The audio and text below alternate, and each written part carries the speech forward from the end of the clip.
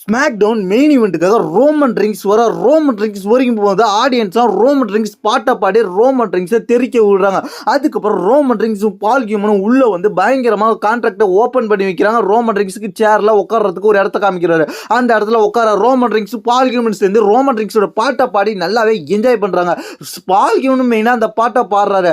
அதுக்கப்புறம் என்ன நடக்குதுன்னு கேட்டிங்கன்னா, ரோமன் ரிங்ஸை பால் ஹியூமன் கான்ட்ராக்டில் சைன் போட சொல்கிறாரு. அதுக்கப்புறம் ரோமன் ரிங்ஸ் கான்ட்ராக்டில் சைன் போடுறாரு. ஃபர்ஸ்ட்டாக யாருமே வரதுக்கு முடியாது. அதுக்கப்புறம் வந்து செத்ருலின்ஸோட மியூசிக் வந்து செத்ருலின்ஸோட மியூசிக் வந்தோடனே ரோமன் ரிங்ஸ் ரொம்ப அப்செட் ஆகுறாரு. ஆடியன்ஸ்லாம் என்ஜாய் பண்றாங்க செத்ருலின்ஸ் மியூசிக்கை பாட்டை பாடி.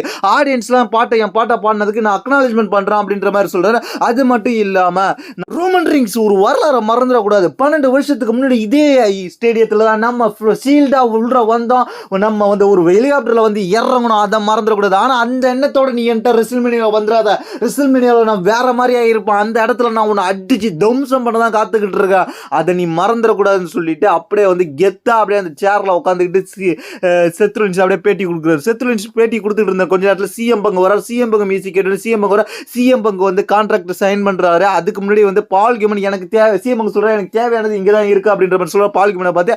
அதுக்கப்புறம் என்ன நடக்குதுன்னு கேட்டீங்கன்னா, சிஎம் பங்கு அப்படியே கண்கலங்க, இது வரைக்கும் நான் ரெசில்மேனியா மெயின் ஈவென்ட் விளையாண்டதில்லை, இது முதல் முறை அப்படின்னு சொல்றாரு. அதுக்கப்புறம் செத்ருலின்ஸ் சொல்றாரு, நீ இது வரைக்கும் ரெசில்மேனியா மெயின் ஈவென்ட் விளையாண்டது இல்லைன்னு நினைச்சிக்கோ. அது மட்டும் இல்லாமல் இந்த ரெசில்மேனியா மெயின் ஈவென்ட் நீ விளையாண்டது இல்லைன்னு நினைச்சிக்கோ, ஏன்னா நீ அதுல தோத்துட்டு வெளில தான் போற. அது மட்டும் இல்லாமல் ரோமன் ரிங்ஸ், சிஎம் பங்கு, பால் ஹியூமன், நீங்க எல்லாருமே கேட்டுக்கோங்க, உங்க எல்லாரோடைய கதையை முடிச்சு ரெசில்மேனியாவில் முடிக்க போறது நான் தான். அது மட்டும் இல்லாம சிஎம் பங்கு பேச ஆரம்பிக்கிறாரு, நான் இதுவரைக்கும் ரெசில்மேனியா மெயின் ஈவெண்ட் விளையாண்டது இல்லை, ஆனா இந்த ரெசில்மேனியா மெயின் ஈவெண்ட் நான் விளையாடுறேன், இந்த மெயின் ஈவெண்ட்ல நான் தான் விளையாடுறேன், நான் தான் ஜெயிக்கிறேன், உங்க எல்லாரோட கதையும் முடிச்சுட்டு போறேன், இந்த வரலாற்றை நான் மாத்தி எழுதுறேன் அப்படின்ற மாதிரி சிஎம் பங்கு பயங்கரமான ஸ்டேட்மெண்ட் கொடுத்துட்டு போவாரு.